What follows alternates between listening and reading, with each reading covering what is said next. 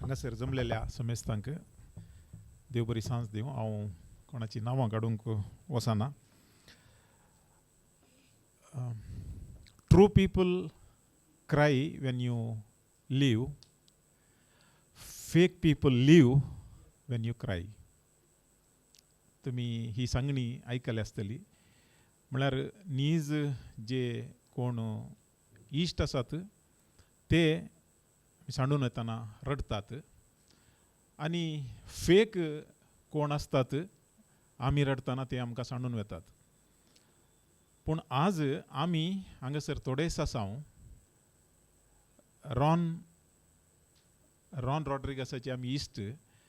आमकां सगळे आमी बिजीच, सगळे बिजी आसात, कामां आसात, बिझनेसमॅन आसात, कामाचे आसात. पूण जाल्यारय एक अर्दो की एक घंटो रॉनाक श्रद्धांजली पेटोवंक आमी हांगा मेळ्ळ्या म्हणून जाल्यार खंडीत जावन रॉनाक सगळे भोव लागशिले आनी आमी ताका विसरूं ना म्हणलें आमी दाखोवन दिलां. देखून तुमकां समेस्तांक आयिल्ल्यांक हांगा देव बरें करूं.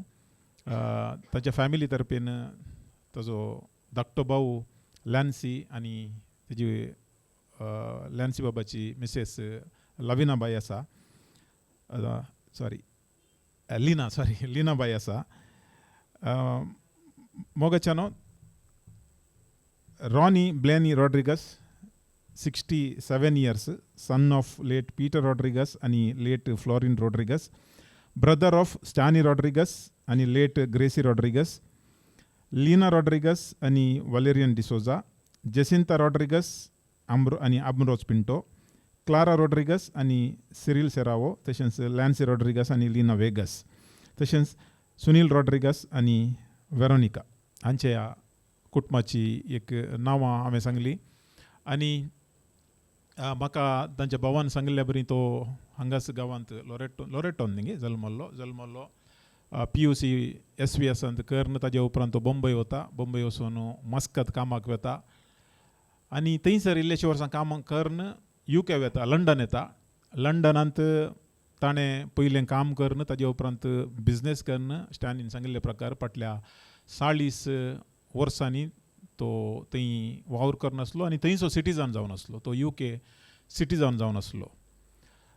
कला क्षेत्रांत ताजें कालें कॉन्ट्रिब्युशन आनी तो कसो आसलो तो स्टॅनी तुमकां सांगतलो.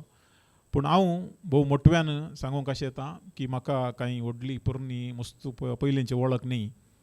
भोवशा एक 15-16 वर्सांत हांव ताका वळखतलो. सुरवेर हाय हालो म्हणून मेळटलें. पूण लंडन गेल्ल्या वेळार पयल्या फावटी साबार मस्त वेळ ताजे कडेन उलोवन 2013 हांव चिंतां आनी डायन डिसोजा गेल्ल्या तवळ ताजे कडेन उलोवन एक ल्हानशी सळावळ जाल्ली. पूण ताज्या उपरांत म्हाका दिसता 2016-17 उपरांत तो रेगुलर गांवाक येताना थोड्या पिक्चरांत तो एक्ट करतलो. तुळू आनी कोंकणी पिक्चरांत. कोंकणी एक आसल्यार एक ना पिक्चरांत ताणें प्रॉमिनंट रोल केल्लो.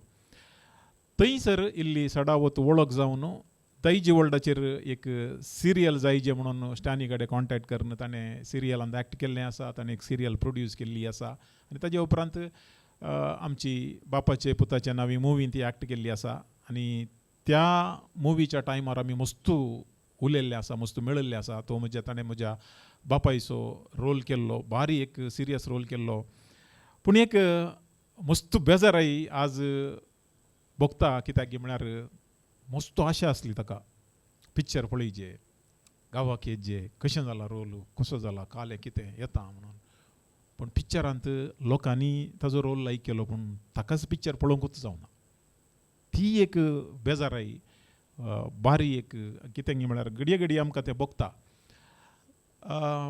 ताच्या पिडे विशांत तुमकां सडावत गोत्त आसूंक पुरो. पूण हांव एक ब्रीफ तुमकां एक जस्ट ती एक जर्नी सांगता. आमी फिल्म शुटिंगांनी पुरो जावन फिल्माचें फायनल डेट रिलीज जायचे म्हणून प्लॅन करनासतना सादारण मट्टाक म्हाका दिसता जुलयात म्हाका ऑगस्टांत हांव चिंता एक सुमार एक देड म्हयनो ताजी कांय खबर नासली. हांव रेगुलरली हप्त्या एक पुढचें कॉल करतलो, उलयतले आमी. ऑगस्टाच्या सेकंड विकान गी फर्स्ट विकान गी ताणें हांवें तो कॉल केलें ह्या मनशाचें कितें कांय खबर ना म्हणून. सो हांवें कॉल करतना तो म्हणूंक लागलो वळटी एक प्रॉब्लेम आसा, म्हज्या गळ्या कडेन एक लंप आयला, देखून हांगा तुका गोत्ता आसा युकेंत हांव 2-3 पुरचें गेल्लो डॉक्टरा कडेन, पूण तांणी पेन किलर दिलें आनी फाटीं धाडलें. अपॉयंटमेंट मस्तू म्हाका लेट दिलां. मागीर म्हाका MRIक डेट ऑगस्ट एंडाकची दिल्या. ताजे मदें बायोप्सी काडल्या, ताजे रिजल्ट येवंक 1 म्हयनो आसा. सो म्हाका डावट मारलो, हांगा लंप आयले म्हणटा नंतर फस्ट डावट आमकां येता कॅन्सर असो, फस्ट डावट. सो हांवें सांगलें रॉन तूं कालें करताय, UK गव्हर्मेंटांत सर्वीस फ्री वय, पूण कितलें डिले आसा गोत्ता आसा, आनी प्रायवेटाक गेल्यार मस्त एक्सपेन्सीव आसा. तूं इमिडिएटली गांवाक ये, हांगा आमी टेस्ट करया, चॅक करया म्हणून. ताका त्या दीस हांवें एक सुमार अर्दें वर उलोवन हांवें ताका कन्विन्स करन ताणें दुसऱ्या दिसा टिकेट काडली. दुसऱ्या दिसा टिकेट काडन तो एक दीस सोडून मागीर एक आयले कुडले हांव MI येवन तो डॉक्टर सुरेश रावा कडेन उलोवन ताका थंयसर टेस्टाक व्हेलें. ताजी पयल्या दिसा ताजी एंडोस्कोपी केल्ली. एंडोस्कोपींत कांय ताका प्रॉब्लेम जावना, पूण डॉक्टरान नेक्स्ट डे ताका पेट स्कॅन करचें म्हळें. पेट स्कॅन केलें आनी नेक्स्ट डे मॉर्निंग ताजे रिजल्ट येताना तातूंत इल्लेशें गळ्या कडेन कालेंक एक पॅचस दिसतले. सो तें जाल्ल्या उपरांत बायोप्सी करचें म्हूण सांगलें. त्याच दिसाकी नेक्स्ट डे रिजल्ट मेळ्ळ्या दिसात बायोप्सी केली आनी विदीन 2 days की 3 days MI येवन तितले एफर्ट्स घालून ताजे बायोप्सीचे रिजल्ट आयले आनी तातूंत ताका ब्लड कॅन्सर, ताका लिम्फोमा जालें म्हणटा तें टेक्निकल म्हाका गुर्तू ना वर्ड, तें कन्फर्म जालें कॅन्सर आनी स्टेज 4 बट ट्रिटेबल. तुमकां गोत्ता आसा स्टेज 4 जाल्ल्या उपरांत तातूंत सर्वायवल कितल्या तेंपाचें म्हणून सांगूंक जायना, पूण आतांच्या मेडिकल एडवान्स्ड टॅक्नॉलॉजींत तुका प्रोलॉंग करयत. आनी जर तर एका मनशा कडेन तो अनुकूल आसा म्हणून जाल्यार ताका वर्ल्डाचें बेस्ट ट्रिटमेंट मेळटा.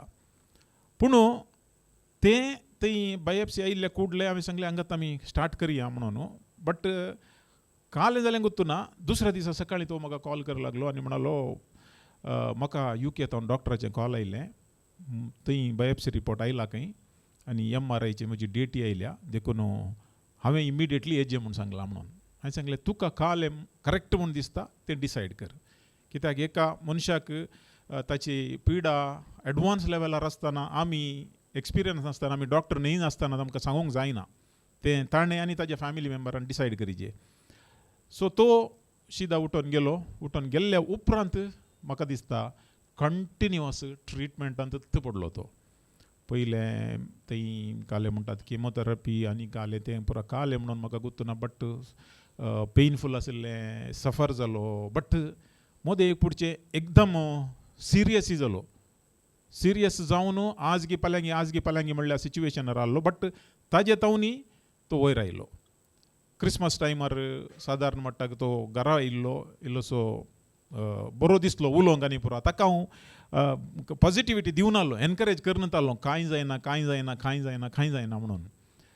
बट लास्टाक खंयचेंय ताका तें तितलें एडवान्स आनी बारीक एग्रेसीव आसलें खंय, तशें जाल्ल्यान खंयचेंय मेडिसीन आनी ताका लागोना. पूण एज अ फ्रेंड आज म्हाका बेजाराय कितें जाता गे म्हळ्यार तो सादारण म्हणटाक एक मिड फेब्रुवारी तावन हरी एका सेकंड एक कॉल करन वळटी म्हाका गांवाक आपणूर म्हाका वांसाजे, म्हाका हांगा कितेंगी म्हाका समज आयना म्हळ्यार थंय सिच्युएशन मस्त पाड आहलें.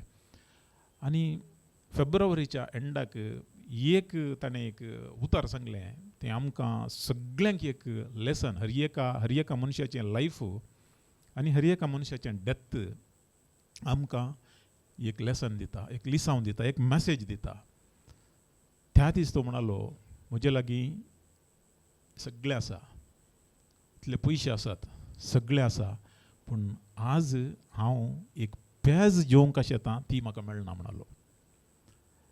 आनी त्या दिसा म्हाका इतलें फील जालें. आनी इल्ल्या वेळांनी विल्मा आसली म्हजी मिसेस आसली, तिका ताजे कडेन फोन करून उलयलो, कित्याक म्हळ्यार तो हांगा शुटिंगा टायमार आयिल्लो, आमच्या घरा आनी पुरा रावुल्लो आसा.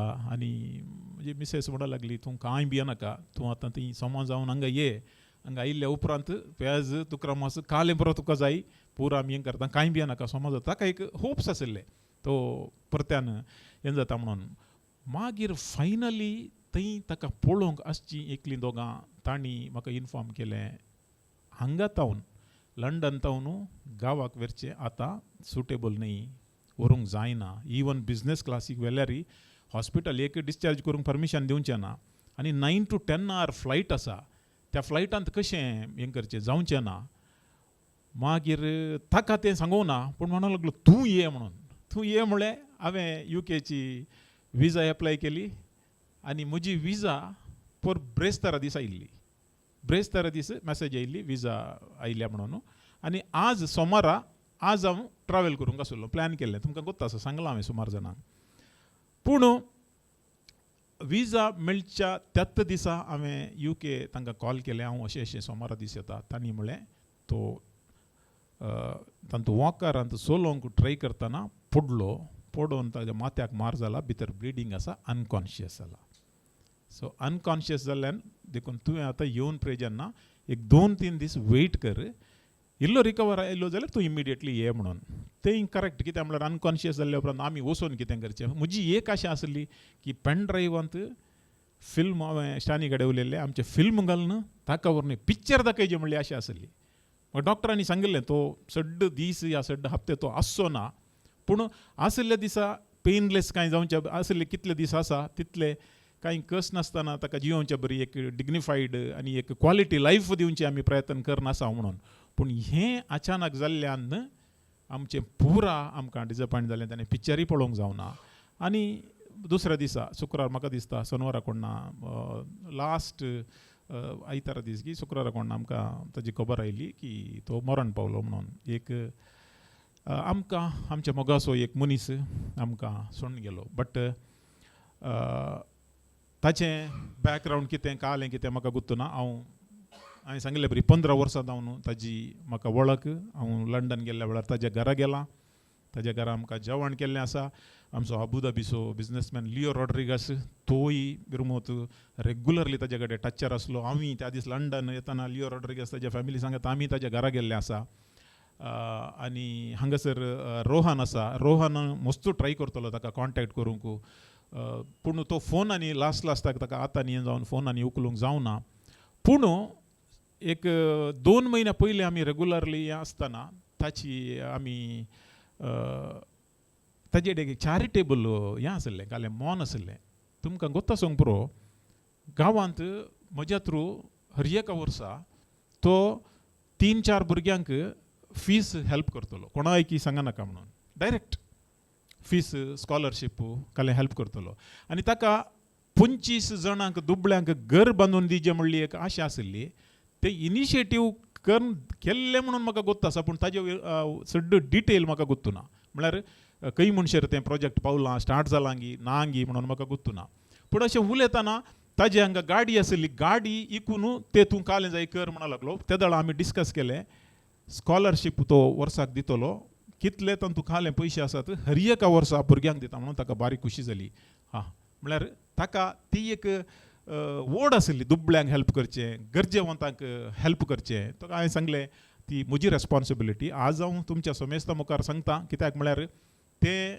ताज्या ओडासा खातीर आमी कितें म्हणी करीचे एटलिस्ट एक भुरगीं शिकून जालीं जाल्यार तें ताणें केल्लें ताणें ह्या संवसारांत एक केल्लें एक ल्हानशें काम जाल्यारय त्या व्हडा मट्टाक तातूंत बेसांव आसा आनी दुसऱ्या कॉजांक ताणें हेल्प केल्लें तेंय आमकां गोत्त आसा तुमकांय साबार जाणांक गोत्त आसा बिझनेस ताजें थंय बरें चलोन आसलें आनी तो हांगा येवन वचून आसलो आनी स्टॅनीन सांगलें बरी ताजी व्हड अंगात आसली कित्याक म्हळ्यार ताजें पॅशन जावन आसलें फिल्मांत एक्ट करचें सिरियलांत एक्ट करचें आमच्या प्रायवेट चॅलेंज सिरिजांत ताणें म्हाका दिसता एक 500 एपिसोड एक्ट केला ताणें आनी हर एक पुढचें म्हणटलो आनी पोर मोर्च्या म्हाका दिसता 2-2.5 म्हयने पयलें हांव गांवाक येता स्टॅनी कडेन सांग आनीक पिक्चर काडया आमी आनीक पिक्चर काडन आनीक सिरियल काडन परत्यान हांव बॅक टू नॉर्मल जाता म्हळ्यार ताजे कडेन एक विशेश कॉन्फिडन्स आसलें तो मरोंक आशा नासलो मरोंक खंयचो मनीसय आशा ना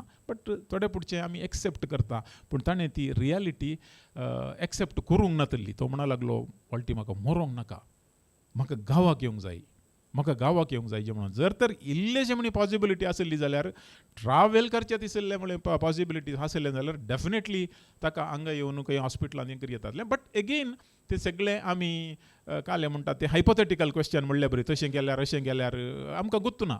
तो लंडनांत आसलो, तें रायट प्लेस, तें ट्रिटमेंट एडवान्स आसा, बरें आसलें. बट कालें करचें देवान ताका हांवकू जर तर तितलेंत दिल्लें जाल्यार आमकां ताजे तावन कांय करूं जायना. पूण तुमकां हर एकल्यांक एक ना एका संदर्भार तो मेळ्ळा, उलयला, तुमचे एक्सपिरियन्स दुसऱ्यांत आसत. पूण आज हांव ह्या संदर्भार ताका श्रद्धांजली पटयतना, ताजे भावांनी ताजी वनी आसात तांकां बुजावण दितना हांव इतलेंत सांगूंक आशेतां की we are proud of Ron Rodrigues. कित्याक म्हळ्यार तो आमचो एक बरो इश्ट जावन आनी एकल्याचे कश्ट एक समजून मनीस जावन ताजें इमोशनल इंटेलिजन्स हाय आसलें. म्हळ्यार तोय दुसऱ्यांचे कश्ट फील करतलो. बट आमी थोडे फावटी कालें जाता ह्या संवसारांत आमी केदाळाय सांगचें आसा, संवसारांत कोणीय मनीस मस्त बरो म्हणून कोणी ना.